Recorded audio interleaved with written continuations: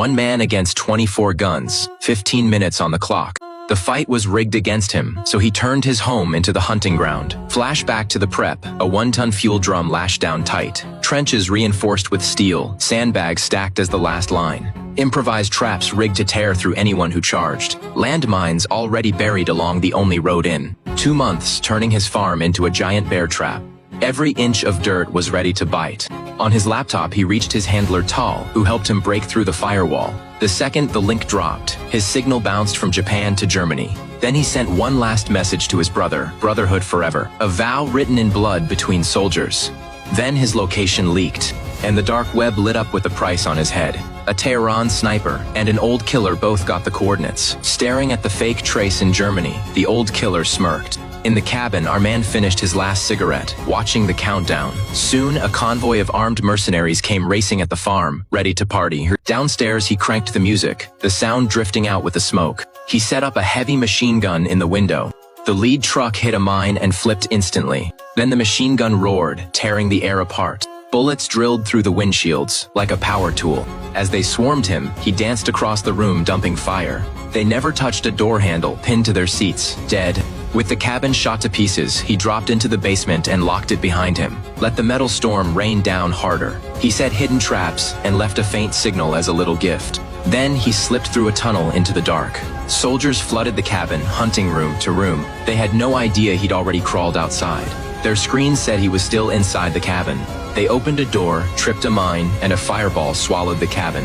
A few hundred yards back, Ben watched the blaze cold. One glance at the watch, 7:35 left, but he couldn't breathe easy yet. The real hunt was just starting. The enemy split, one team charged, one covered. Quietly, he picked them off with his sniper rifle. One clean headshot, but the shot gave away his spot. An M249 opened up on his flank, pinning him flat in the dirt. He was gambling, using himself as bait to draw them out. As they closed in, he fell back while firing. When they stepped inside the kill zone, he blew the buried mines. The blast wiped out the front line, survivors scrambling for cover and firing back. Then the left wood stirred.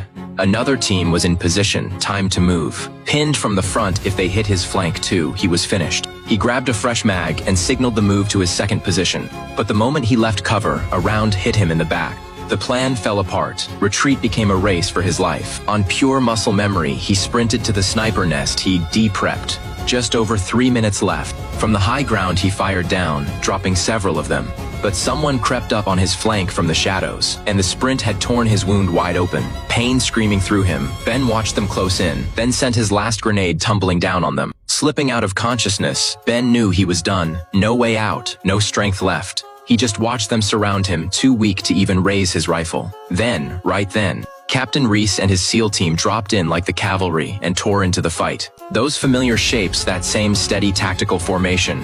Under Reese's cover, the team opened up and cleared the field fast. Reese jumped into the trench and found Ben torn to shreds. Reese fought to stop the bleeding pouring out of Ben's stomach, cracking jokes, trying to keep him warm and alive. A teammate rattled off the count. 24 enemies had attacked. Ben killed most of them and survived, lived up to his Black Wolf name.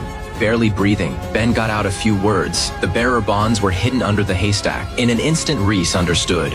These insane 2 months. This whole hunt he'd staked his life on was all to clear his name. Back on that mission, the old boss framed Ben and pocketed a crate of bearer bonds worth $55 million. To protect the team, Ben took the fall alone and vanished right up until today. Truth is, Ben never knew Reese was coming. No call, no request for backup. His old brothers had come on their own. A gamble that paid off. Tal stole the boss's secrets.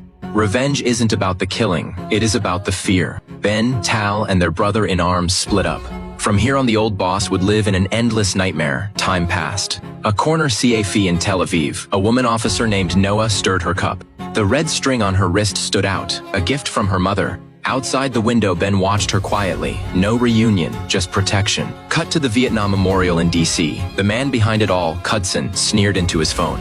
On the other end, the old boss kept demanding his bearer bonds. Cudson himself was about to become foreign minister. Clean up your own mess. Cudson hung up, killing the boss's last hope. Night fell. At an outdoor restaurant, Ben Tal and their brother-in-arms, Jack, sat around a table. What was spread out wasn't a menu. It was a list. 3 men they had to take down. Russian arms dealer Artem, Iran's nuclear chief Cyrus, and the old CIA boss who framed Ben. It begins Istanbul, Turkey. A steamy massage parlor thick with smoke. Artem lay face down enjoying an oil rub-down. He never heard Jack close in behind him. One cold flash of steel, and Jack ended it in silence. Artem never knew what hit him. Lights out. Tehran, Iran. Beside a soccer field, Cyrus cheered for his son. Ben rode past on a motorcycle. One brush of his hand and Cyrus's car became a death trap.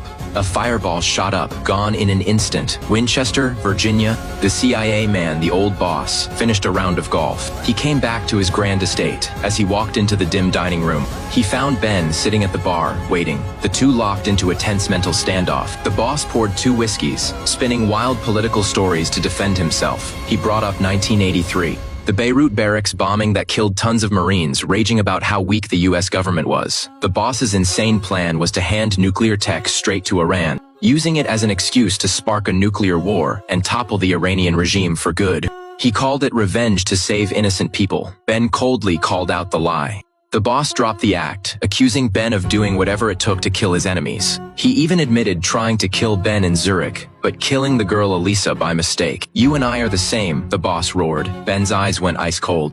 Ben yanked a file from his bag and slammed it down. Hard-proof Tal had dug up. The boss had sent the Holy City Army to hunt Ben down in Germany. But Ben didn't draw. He handed down a crueler sentence. Humiliated, the boss roared, begging Ben to just shoot him. Ben ignored him, walked into the dark estate, and shut the door. That once untouchable CIA boss is now locked away, waiting for trial. Engine roaring, sirens screaming. Ben tears through the Riverside Park on his bike. He storms the CIA gates and pulls off his shades, but this time he walks away clean. 2 months later, Ben Edwards is hiding out under a bridge at the Norfolk shipyard, hands covered in grease. Ben's fixing a sailboat when Darcy shows up. She offers him a spot on the field team's ground operations unit. But Darcy doesn't leave. She sets down a card and says one gut punch line. He calls Darcy back, asking her to talk it out that night at a Mexican spot. Soon after, Ben sits in an interrogation room at CIA headquarters, hooked to a polygraph. Facing the examiner's sharp questions, he calmly admits every kill on the battlefield. Ben admits he killed, that the fight still burns in him, but he never betrayed anyone.